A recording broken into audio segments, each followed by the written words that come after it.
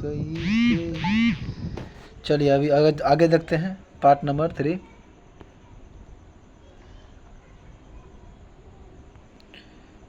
थोड़ा भी नहीं मंदी हो गया था ना, मंदी हो गया था, इधर चल रहे थे हम, ये भी हो गया था। आगे है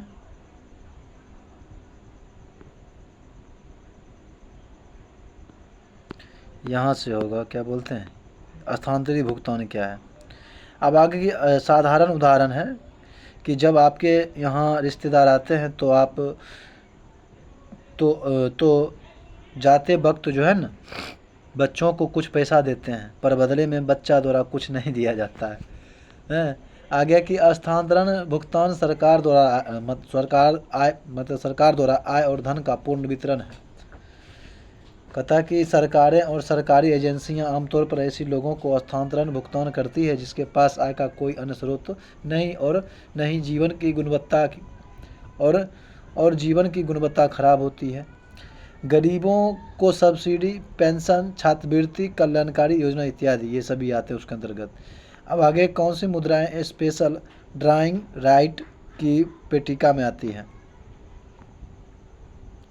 तो स्पेसिंग ड्राइंग राइट की पेटिका में आता है, देख लीजिए, वो आता है आपका US डॉलर आता है, जापानी येन आता है, ब्रिटिश पाउंड आता है, चाइनीज रेमबिनी आता है, यूरो आता है।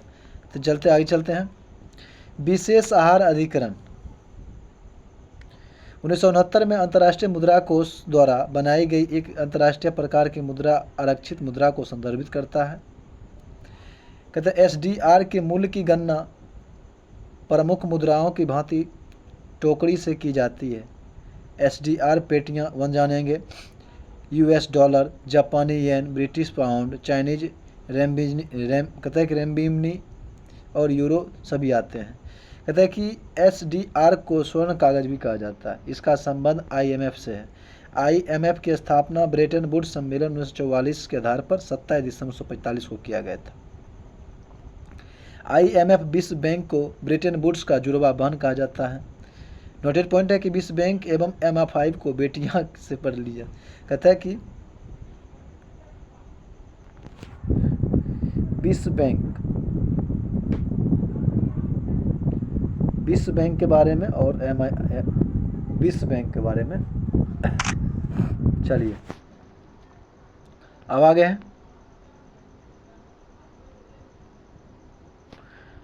अब आगे है आपका रिजर्व बैंक ऑफ इंडिया के प्रथम भारतीय राज्यपाल यानी गवर्नर जनरल कौन थे। सर देशमुख थे, यही थे। हाँ, CD देशमुख। RBI का राष्ट्रीयकरण 1 जनवरी 1900 कब हुआ था, 1 जनवरी 1949 को किया गया था। सर CD देशमुख का गवर्नर के रूप में कार्यकाल 11 अगस्त 1943 से लेकर के 30 जून 1949 तक रहा। RBI के राष्ट्रीयकरण के समय CD देशमुख ने क्या किए थे,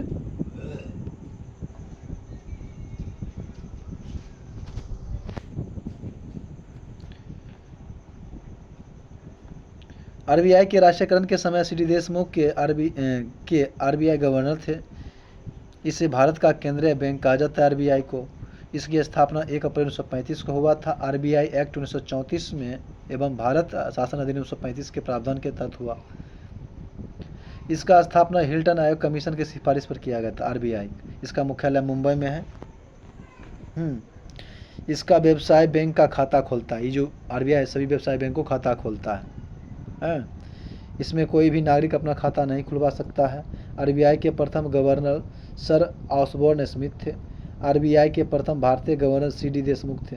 RBI अंतर्राष्ट्रीय संस्था में भारत सरकार का एजेंट के रूप में काम करता है। RBI को बैंकों का बैंक भी कहा जाता है। इसे अंतिम घड़ी का बैंक भी कहा जाता है। RBI को भारत में मौद्रिक एवं साख नीति रिजर्व बैंक द्वारा ही बनाया जाता है और लोग लागू की जाती है। सामान्य केंद्रीय बैंक कार्य के अधीन RBI के द्वारा ही निम्न काम किए जाते हैं: करेंसी नोट का निर्गमन, साख नियंत्रण, फॉरेक्स रिजर्व का कस्टोडियन, वित्तीय व्यवस्था का नियंत्रण, विदेशी विनिमय को नियंत्रण करना और मौद्रिक नीति बनाना, ये सभी RBI के काम है। RBI के मौद्रिक नीति का उद्देश्य है कि पर्याप्त मुद्रा आपूर्ति, महंगाई पर नियंत्रण, अर्थव्यवस्था में स्थायित्व बनाना। आरबीआई के उद्देश्य नहीं है, साधन का समान वितरण नहीं करना, सामाजिक समानता, ये सभी उनका काम नहीं है, आरबीआई के काम नहीं है, यह सब सरकार का कार्य है, सरकार इसके राजस्व नीति लाती है इसके लिए।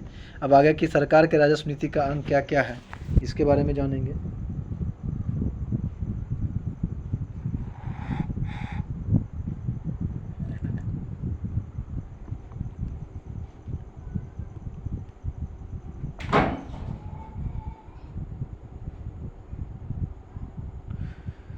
सरकार के राजस्व नीति के बारे में जानते हैं।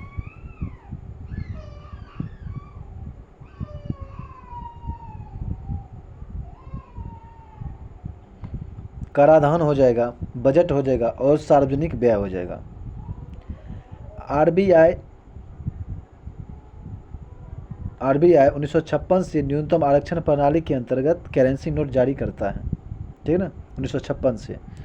इस प्रणाली के अंतर्गत सरकार को नोट छापने के लिए 200 करोड़ का स्वर्ण या विदेशी मुद्राएं भंडारण करना जरूरी है। कम से कम 115 करोड़ का रुपया एवं स्वर्ण भंडार होना चाहिए।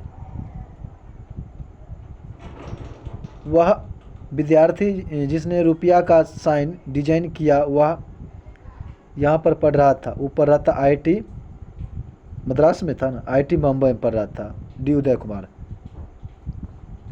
भारत में देवनागरी लिपि के आर व रोमन अक्षर बड़ा आर रो भारत में देवनागरी लिपि रो व रोमन अक्षर बड़ा आर से मिलते जुलते प्रतीक रो चिन्ह को रुपये के रूप में प्रतीक के रूप में स्वीकार किया गया है।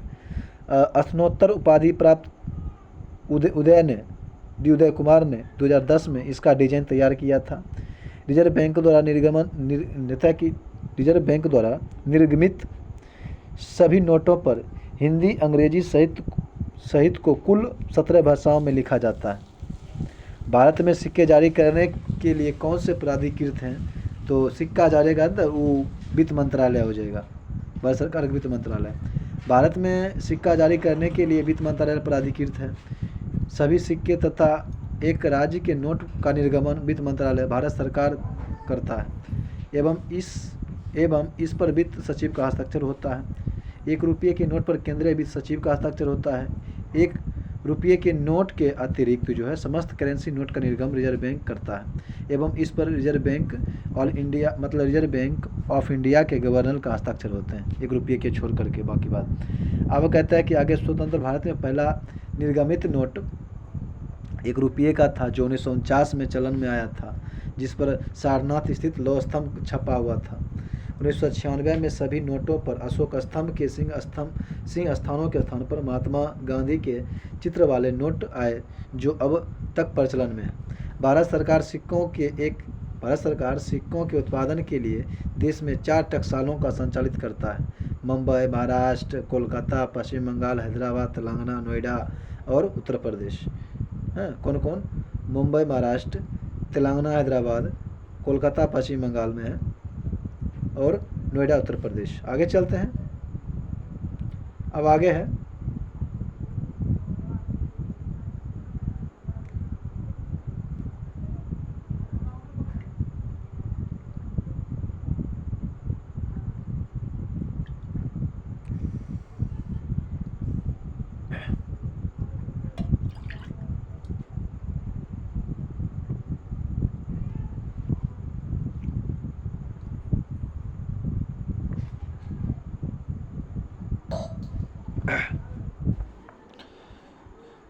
भारत 4 प्रिंटिंग प्रेस हैं। भारत में कुल मिलाकर के 4 गो प्रिंटिंग प्रेस है जो करेंसी नोट छापती है। मध्य प्रदेश के देवास हैं, महाराष्ट्र के नासिक,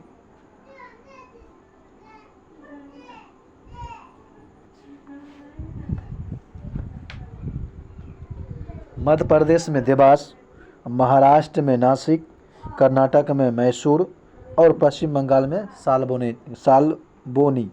याद रखिएगा, भारत में 4 प्रिंटिंग प्रेस हैं जो करेंसी नोट छापती है। पहला हो जाएगा देवास मध्य प्रदेश, नासिक रोड महाराष्ट्र, मैसूर कर्नाटक, सालबोनी पश्चिम बंगाल। आरबीआई द्वारा नोट प्रचलन की न्यूनतम विधि पद्धति यानी कि मिनिमम रिजर्व सिस्टम को 1956 में अपनाया गया था। इस नीति के अनुसार आरबीआई को न्यूनतम 200 करोड़ रुपये का जो है ना रिजर्व बनाए रखना आवश्यक रहता है। कुल 200 करोड़ रुपये में से कम 115 करोड़ को सोना होना चाहिए। अब आगे कि यदि एक अर्थव्यवस्था में एक बिंदु पर समावस्था है जहां निवेश और बचत की योजनाएं बराबर है, तब सरकार का व्यय हो जाएगा, सरकार का व्यय सरकार की आय के बराबर हो जाएगा। यदि एक बराबर हो जाएगा, कहता है कि राजकोषीय घाटा बराबर होता है सरकार का व्यय यानी कि खर्च, राजस्व घाटा सरकार की कुल आय, और राजस्व प्राप्ति ऋण की वसूली माइनस अन्य प्राप्ति है। जब राजस्व व्यय राजस्व प्राप्तियां से अधिक होता है तो राजस्व घाटा कहा जाता है। चालू वित्तीय वर्ष के राजस्व घाटा की पिछली अदारी के ब्याज को घटाने पर प्राथमिकता घाटा प्राप्त होती है। राजस्व घाटा के अंतर्गत सरकार को अपना खर्चों को पूरा करने के लिए उधार लेने की जरूरत पड़ती है। राजस्व घाटा के अंतर्गत सरकार को अपने खर्चा को पूरा करने के लिए उधार लेना पड़ता है।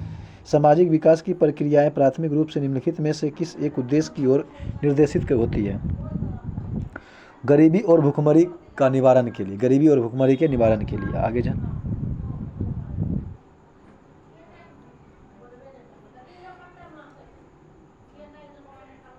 सामाजिक विकास से तात्पर्य उन संबंधों तथा ढांचों से है जो किसी समाज को या योग्य बनाती है कि उसके सदस्यों को आवश्यकताओं को पूरा किया जा सके। इसका मकसद है कि हर व्यक्ति अपनी पूरी क्षमता तक पहुंच सके। हैं, सामाजिक विकास का मतलब है लोगों में निवेश करना। आगे चलते हैं। अब आगे की मानव की प्राथमिक आवश्यकता भोजन, वस्त्र और आवास है। मानव का प्राथमिक उद्देश्य की पूर्ति हो जाती है तो वह अपनी सुरक्षा और मन सम्मान की मनोवृत्ति की ओर झुक जाती है। वर्तमान में सामाजिक विकास प्रक्रिया में प्राथमिक रूप से गरीबी और भुखमरी प्राप्त करने पर जोर दिया जा रहा है। भारतीय औद्योगिक निवेश बैंक का मुख्यालय कहाँ है? तो औद्योगिक हो जाएगा आपका कोलकाता में, हो जाएगा कोलकाता में।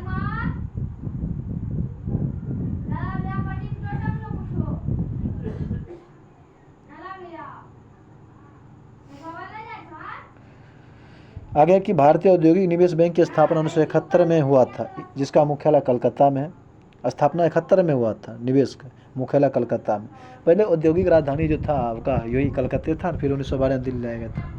नहीं वो दूसरा चीज़ था। आगे भारतीय औद्योगिक निवेश बैंक की स्थापना 1971 में हुआ था, जिसका मुख्यालय कलकत्ता में था।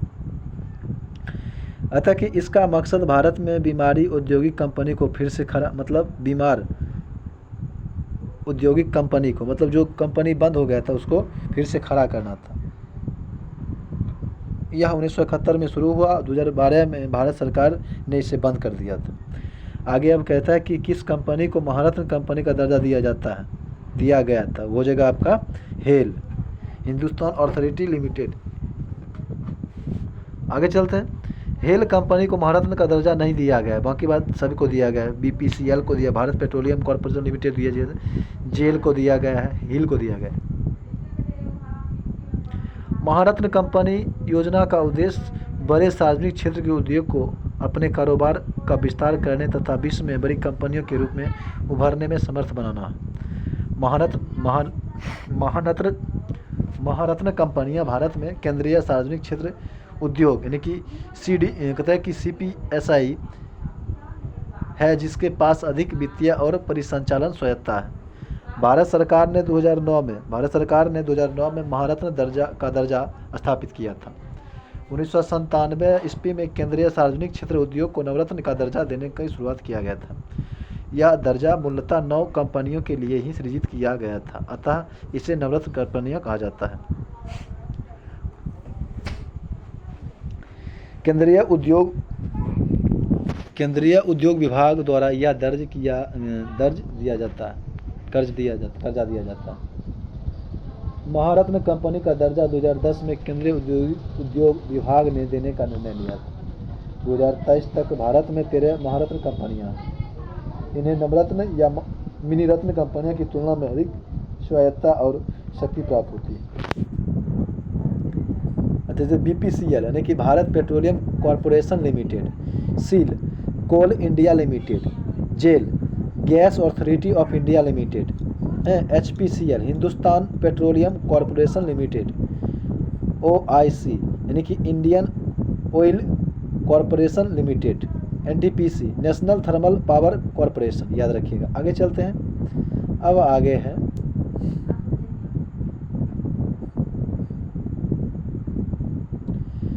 ऑल इंडिया ONGC ऑल कथा की oil and natural gas corporation, कथा की power grid corporation of India, SAIL, steel authority of India, RECL यानी कि rural electrification corporation limited, PFC यानी कि power finance corporation, oil all India limited.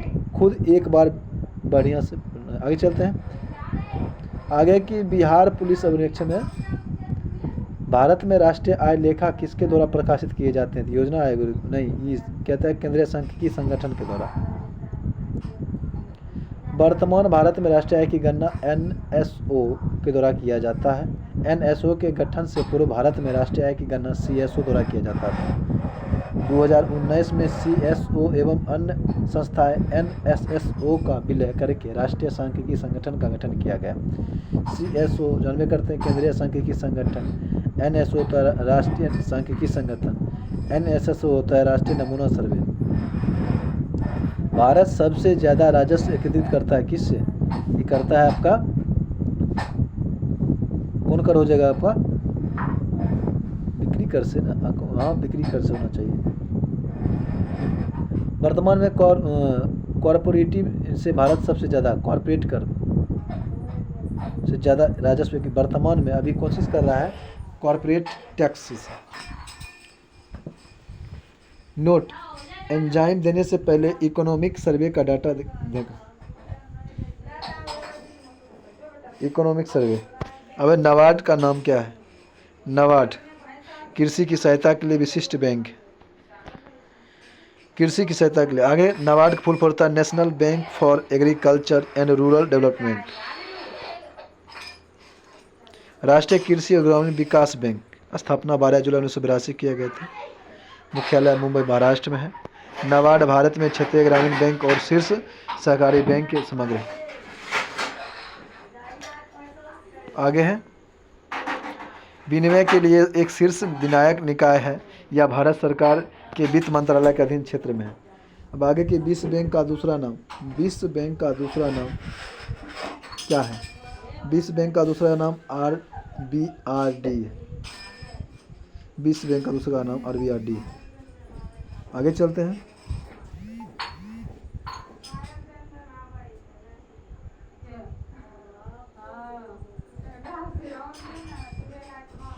RBRD मतलब IRBD है।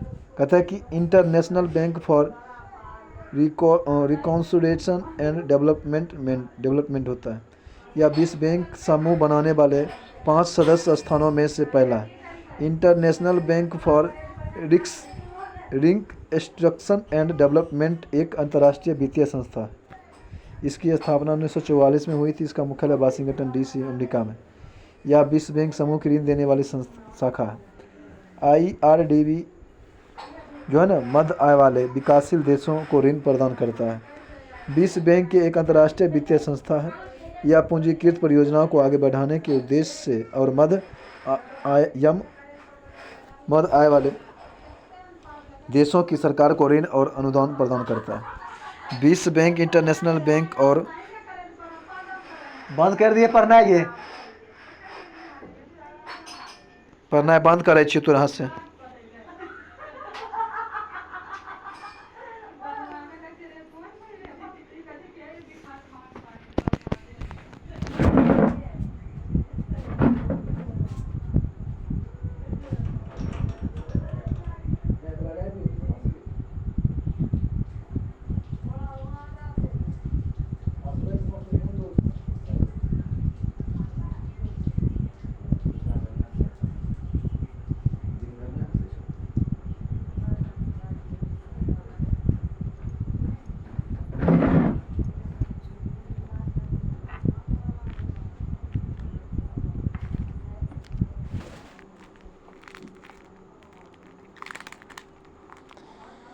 विश्व bank international bank for reconstruction and development कहता है कि IBRD और इंटरनेशनल डेवलपमेंट एसोसिएशन IDA का सामूहिक नाम है, जो विश्व बैंक समूह के स्वामित्व वाले 5 अंतर्राष्ट्रीय संगठनों में से 2 है।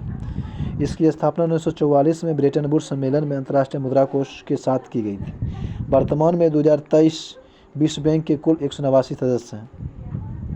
विश्व बैंक एवं अंतर्राष्ट्रीय मुद्रा कोष का मुख्यालय वाशिंगटन DC अमेरिका में है। अब आगे कहता है कि समुदाय के स्वास्थ्य का पता चलता है कि मृत्यु दर से ना शिशु मृत्यु दर से। कहता है कि हर 1000 जन्म में से 1 साल की उम्र से पहले वाले बच्चों की संख्या को शिशु मृत्यु दर कहते हैं।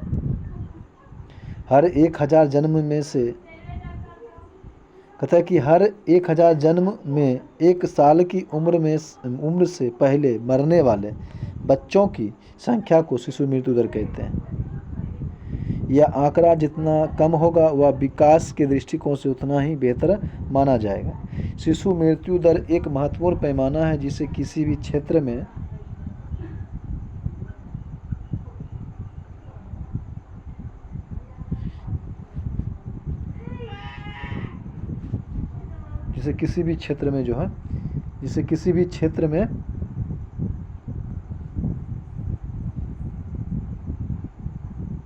उपलब्ध स्वास्थ्य सेवाओं की उपलब्धता और गुणवत्ता को पता चलता है। अब आगे 2011 के जनगणना के अनुसार भारत में न्यूनतम जनसंख्या घनत्व वाला राज्य तो हो जाएगा आपका अरुणाचल प्रदेश है, 17 गो था आपका शायद। आगे 2011 के जनगणना के अनुसार न्यूनतम जनसंख्या घनत्व वाला राज्य अरुणाचल प्रदेश है, जो 17 व्यक्ति है प्रति वर्ग किलोमीटर। राज्यों में सबसे अधिक जनसंख्या वाला बिहार का है 1106। उसके बाद हो जाएगा आपका किसका कलकत्ता ना मतलब पश्चिम बंगाल को हो जाएगा है। भारत का जनसंख्या घनत्व 382 प्रति वर्ग किलोमीटर है। जनसंख्या घनत्व किसी भौगोलिक क्षेत्र में रहने वाले लोगों की संख्या है। इसे आमतौर पर प्रति वर्ग किलोमीटर क्षेत्र में रहने वाले लोगों की संख्या से मापा जाता है। अंतर्राष्ट्रीय मुद्रा कोष का वित्तीयन किसके द्वारा किया जाता है? तो किया जाता है आपका सदस्य देशों के द्वारा। अंतर्राष्ट्रीय मुद्रा कोष का वित्तीयन सदस्य देशों द्वारा किया जाता है। IMF को इसके सभी 190 सदस्य देशों द्वारा वित्त पोषित किया जाता है। IMF के सदस्य देशों को अंशदान के आधार पर उन्हें मत देने का अधिकार भी दिया जाता है। अंतर्राष्ट्रीय मुद्रा कोष IMF की स्थापना 27 दिसंबर 1945 को किया गया था। IMF का मुख्यालय वाशिंगटन DC में है। IMF सदस्य देशों के बीच भुगतान संतुलन में सहयोग देती है। IMF में वर्तमान में 190 सदस्य देश हैं। कहता कि रिजर्व ट्रेंच शब्द का संबंध अंतर्राष्ट्रीय मुद्रा कोष से था। किसका? रिजर्व ट्रेंच शब्द का। बेरोजगारी व मुद्रास्फीति की संयुक्त घटक कहलाती है। क्या कहलाती है? स्टैगफ्लेशन। बेरोजगारी और मुद्रास्फीति की संयुक्त घटक स्टैगफ्लेशन कहलाती है। आगे चलते हैं। इसमें मुद्रास्फीति के साथ साथ मंदी की स्थिति भी होती है, अर्थात महंगाई अधिक रहने के कारण बाजार में चीज़ नहीं बिक पाती है, जिससे बाजार में मंदी आ जाती है मुद्रास्फीति से। मुद्रास्फीति महंगाई को दूर करने के लिए बाजार में तरलता को कम करना चाहिए। मंदी को दूर करने के लिए बाजार में तरलता को और बढ़ा देना चाहिए, साथ ही लोगों की क्रियाशक्ति बढ़ाने का प्रयास करना चाहिए। कहता है कि स्टैगफ्लेशन एस्कीफ्लेशन क्या है? एस्कीफ्लेशन पहले जानेंगे। एस्कीफ्लेशन जब बाजार में जब एक या दो वस्तु का दाम बढ़ता है तब उसे एस्कीफ्लेशन कहते हैं। जब एक या दो वस्तु का दाम बढ़ता है तब।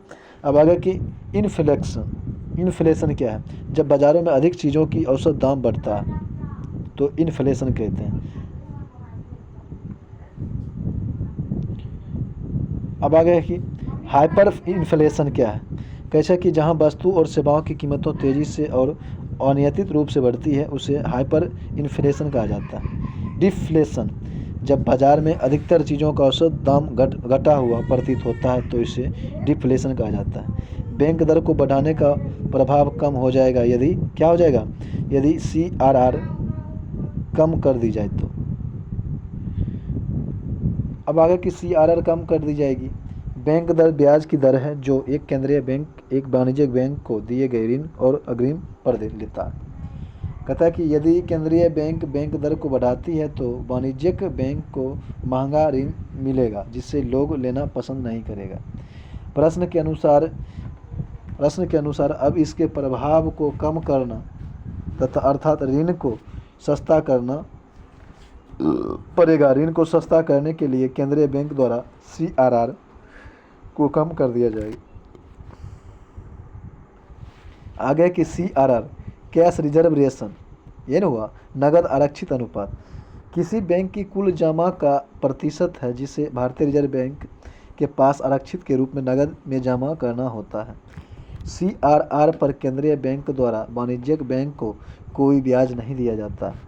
CRR की मात्रा केंद्रीय बैंक द्वारा घटा दिया जाता है तो बैंकों के पास पहले की अपेक्षा ज़्यादा मात्रा में देने के लिए साख बचता है। CRR जितना अधिक होती है बैंक की साख सृजन क्षमता उतना ही कम होती है। बैंक दर कम करने से बाजार में तरलता बढ़ जाती है। अब आगे की निम्न जो है ना सार्वजनिक उपकरण में कौन सी महारत्न कंपनी है, तो हो जाएगा आपका BSNL। आगे है सार्वजनिक उपकरण BSNL महारत्न कंपनी नहीं है, ये बात याद रखना है। कहता है कि महारत्न कंपनी के बारे में पहले ही बता चुके हैं, आगे पढ़ लिए हैं। भारत संचार निगम BSNL भारत संचार निगम लिमिटेड BSNL। अब बाकी भारत संचार निगम लिमिटेड एक केंद्रीय सार्वजनिक क्षेत्र का उपक्रम है। इसका मुख्यालय नई दिल्ली में है, भारत में ही पड़ता है। इसका मुख्यालय नई दिल्ली में है। यह भारत सरकार के दूरसंचार विभाग संचार मंत्रालय के स्वामित्व में है। अब है कि ये बहुआयामी गरीबी सूचकांक के संबंध में कहता है कि निम्नलिखित में से कौन बहुआयामी गरीबी सूचकांक के संबंध में गलत है। तो ये प्रत्येक प्रचालन को एक समान भार दिया जाता है, यही गलत है। बाकी बात सूचकांक के 3 आयाम स्वास्थ्य, शिक्षा और जीवन स्तर सही है। सूचकांक में प्रत्येक आयाम को समान भार दिया जाता है, सही है। सूचकांक में 10 प्रचालक शामिल होते हैं, भी सही है। आगे के वैश्विक बहुआयामी गरीबी सूचकांक MPI global multidimensional poverty index MPI इफ़को। अब आगे के इंस्को या इफ़को होगा। इसको जो है इसको जो है 2010 में ऑक्सफोर्ड गरीबी और मानव विकास पहल एवं संयुक्त राष्ट्र विकास कार्यक्रम का विकसित किया गया था। इसे 2010 में विकसित किया गया था। अब आगे है कि यह गरीबी की घटनाओं और तीव्रता को निर्धारित करने के लिए स्वास्थ्य, शिक्षा और जीवन स्तर के संकेतों का उपयोग करता है। स्वास्थ्य, शिक्षा और जीवन स्तर के 10 संकेतों के आधार पर प्रत्येक घर और व्यक्ति के लिए एक अथवा प्रोफाइल का निर्माण करके यह इंडेक्स तैयार किया जाता है, लेकिन सभी संकेतों को समान भार नहीं दिया जाता है। भारत में गरीबी का कोई सामान्य मापदंड अब तक विकसित नहीं हो पाया है। सुरेश तेंदुलकर हाँ कितना दूध है छोड़ दो। सुरेश तेंदुलकर समिति ने 2011-12 में शहरी क्षेत्र में 33 कखन ले लिया हमें दूध।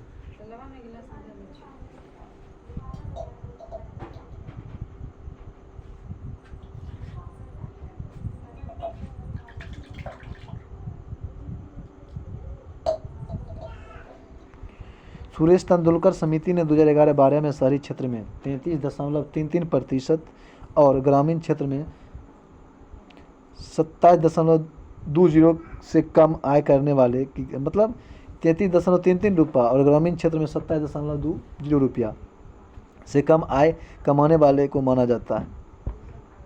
आय कम करने वाले को गरीब माना जाता है। श्री रंगराजन समिति के अनुसार ग्रामीण क्षेत्र में 32 रुपया और शहरी क्षेत्र में 47 रुपया कम आय प्राप्त करने वाले प्रतिदिन अर्जन करता है तो उसे गरीब माना जाता है।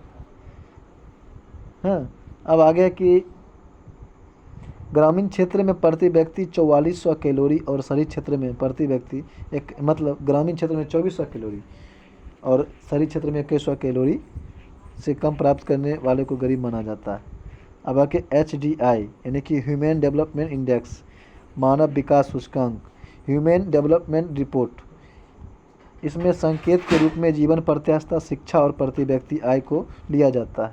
इसे पाकिस्तानी अर्थशास्त्री महबूब उल हक द्वारा विकसित किया गया। इसमें भारतीय अर्थशास्त्र अमर्त्य सेन को योगदान था। आगे चलते हैं। ह्यूमन डेवलपमेंट रिपोर्ट संयुक्त राष्ट्र विकास कार्यक्रम द्वारा जारी किया जाता है। हाँ, भारत में नियोजन के वास्तुकार कौन थे? भारत में नियोजन के वास्तुकार जो था PC मालनोबिस थे। भारतीय नियोजन के वास्तुकार PC मालनोबिस को कहा जाता है। भारत में दूसरी पंचवर्षीय योजना PC मालनोबिस मॉडल पर आधारित है। प्रशांत चंद्र मालनोबिस एक प्रसिद्ध भारतीय वैज्ञानिक एवं सांख्यिकीविद थे, उसी को PC मालनोबिस कहते हैं। उन्होंने भारतीय सांख्यिकी संस्था 1931 में स्थापना किया था। भारत सरकार उनके जन्म दिवस 29 जून को हर वर्ष सांख्यिकी दिवस के रूप में मनाते हैं। राष्ट्रीय योजना समिति की स्थापना 1938 में जवाहरलाल नेहरू की अध्यक्षता में किया गया था। सर्वप्रथम रूस में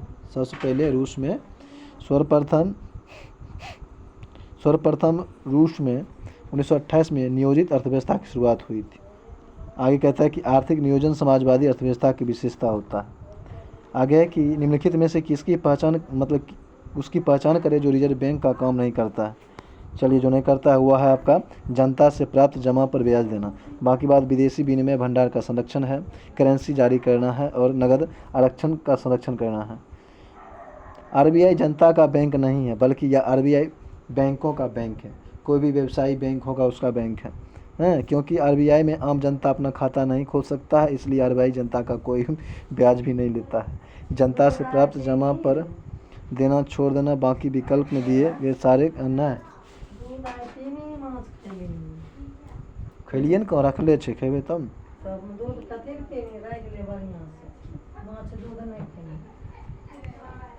सारे RBI करता है। अब भारत के किस राज्य में शिशु मृत्यु दर सबसे कम है? तो सबसे कम शिशु मरता है कहाँ पर? केरल में मरता है। आगे चलते हैं। 2023 में भारत की शिशु मृत्यु दर प्रति 1000 जीवित जन्मों पर 26.619 मृत्यु दर है। कहने का मतलब 1000 बच्चा में से 26-27 बच्चा मरते हैं। भारत के केरल राज्य में शिशु मृत्यु दर सबसे कम है, 12 गो है, 1000 में 12 गो। भारत में सर्वाधिक शिक्षित राज्य एवं सबसे उच्च जीवन स्तर वाला राज्य भी केरल है। मध्य प्रदेश में शिशु मृत्यु दर सबसे अधिक है। मध्य प्रदेश में इथोपिया कहा जाता है ना, भारत की इथोपिया। आगे चलते हैं।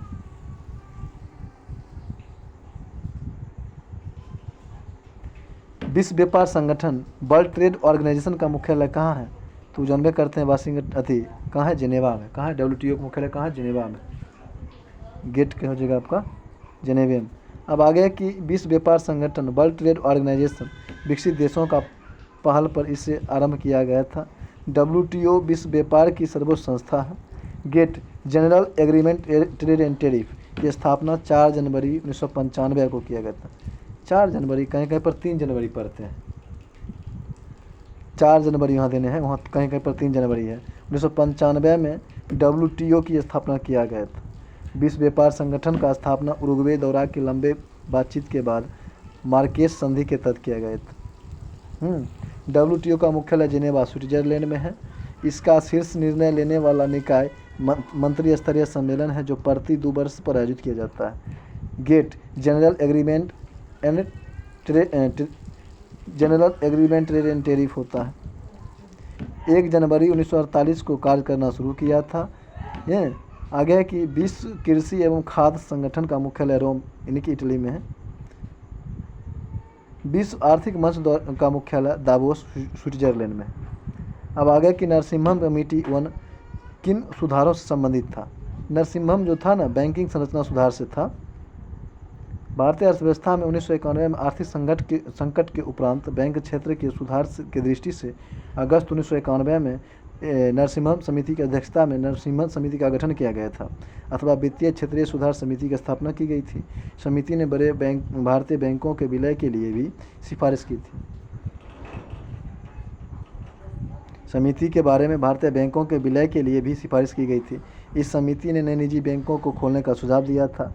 बैंकों को राजनीतिक हस्तक्षेप से मुक्त रखने की सलाह भी इन्होंने दिया था तथा इसके अधिकतर सुझावों को मान लिया गया था। कौन? नरसिम्हम समिति जो थे। आगे चलते हैं।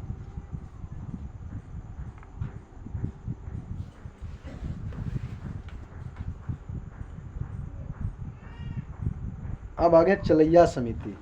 ये भी था बैंक के कर सुधार से। विवेक राय समिति का संबंध जो था विवेक देवराय समिति रेलवे सुधार से था। इसी समिति की सिफारिश पर रेलवे बजट को आम बजट से के साथ मर्ज कर दिया गया था। कौन समिति? विवेक देवराय समिति। और मल्होत्रा कमेटी का संबंध बीमा क्षेत्र से है। तेंदुलकर समिति का संबंध गरीबी निर्धारण से है ना। सच्चर समिति का संबंध मुसलमानों के पिछड़ेपन से। सच्चर समिति। हाँ, आज बस यहीं तक।